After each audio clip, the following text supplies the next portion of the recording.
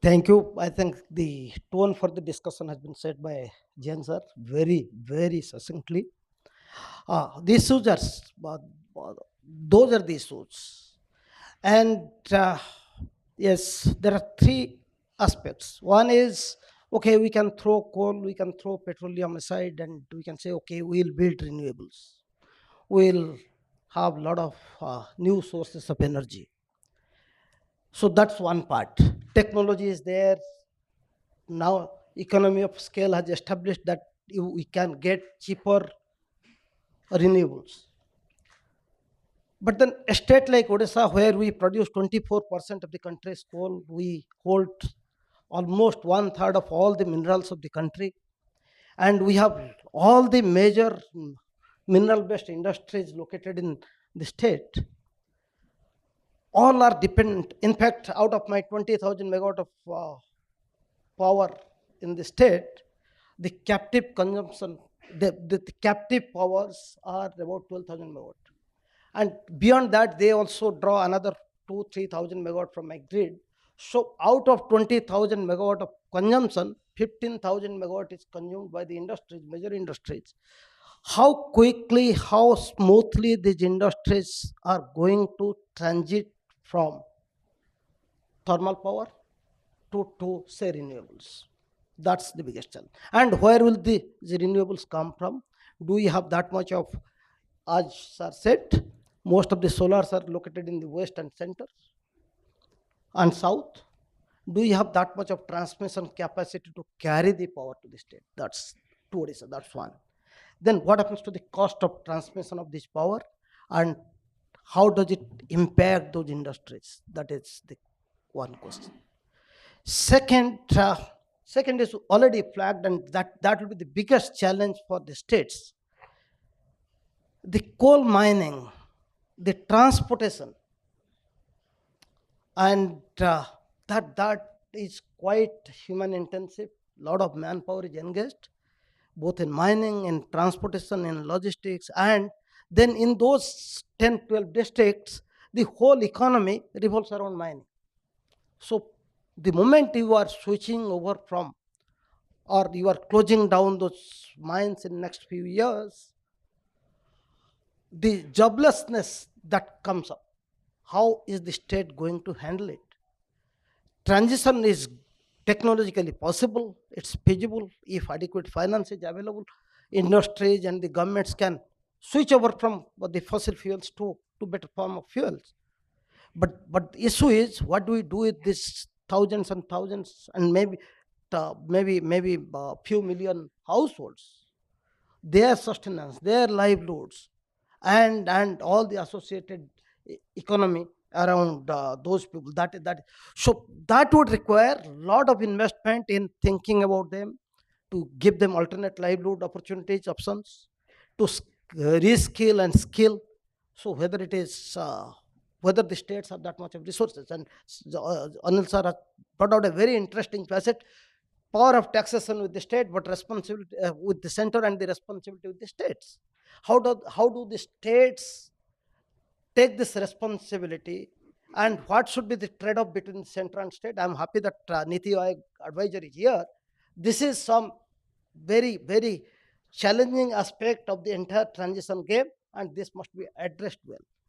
So both central government and the states need to work together to find to see that the right policies are there,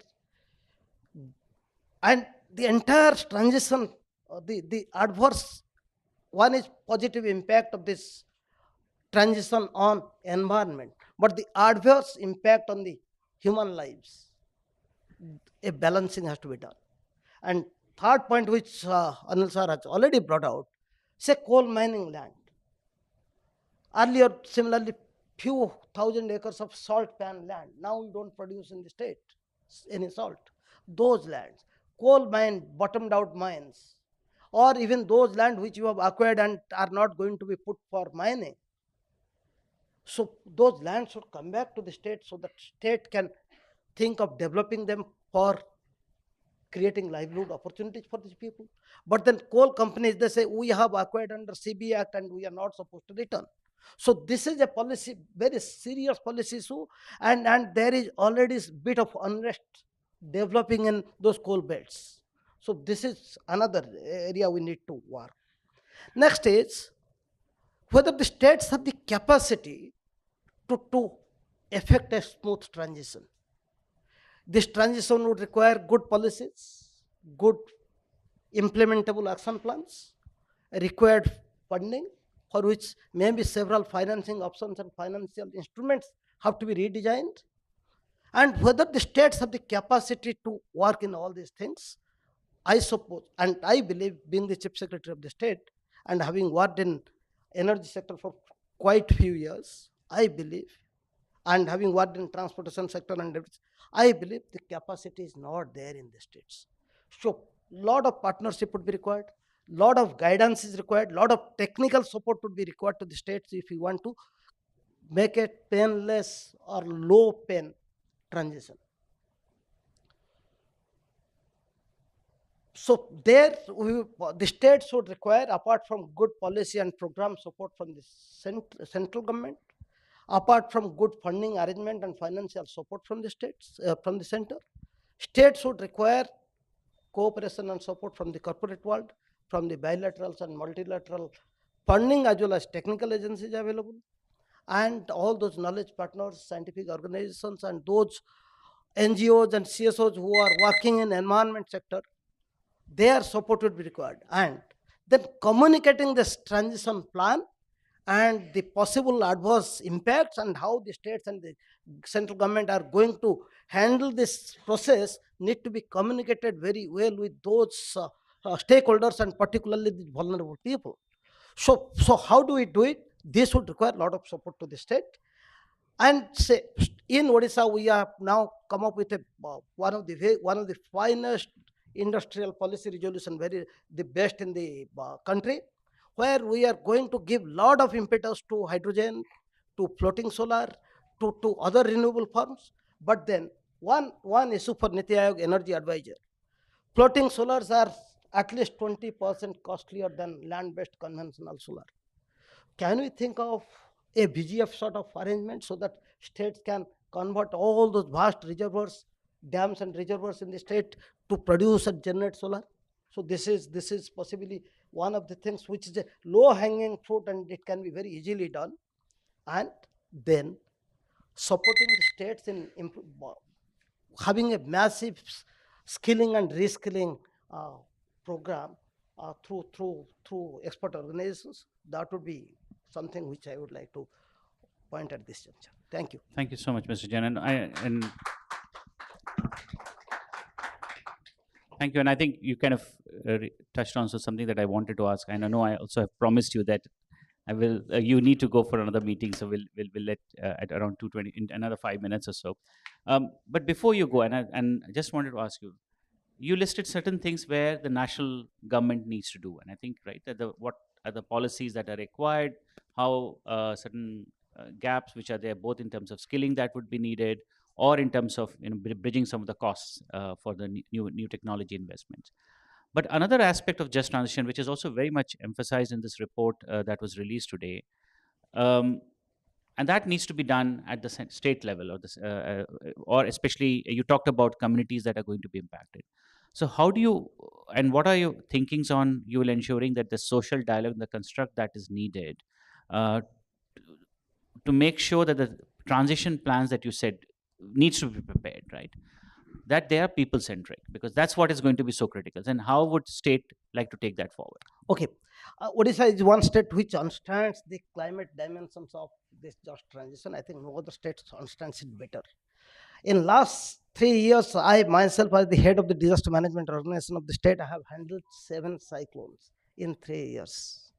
And you may be knowing, every time we have come up very successfully. And last 7 cyclones, fortunately, have been with zero casualty, zero human casualties. And it is not because the government has done it. It's because we have taken the communities with us. It is because of a good communication strategy, good decentralized plans, and then working with local CSOs, NGOs as partners, and taking Panchayat Raj institutions as a prime partner in the entire game.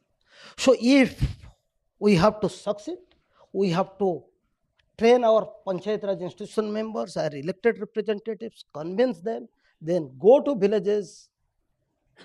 We have now most of the states have excellent community organizations in the form of women self-help groups. We also have 7.5 lakh women self-help groups, 7.5 million women members. So working with them, convincing them that what are the ill effects of the present strategy and how it can be remedied, and take them on board while doing the planning. If we don't take them on board, possibly one miscommunication somewhere, one misunderstanding somewhere is going to uh, create bigger problems and we can't make any headway. So working with people can be possible with CSO and NGO partners. Governments are not good communicators. We need partners.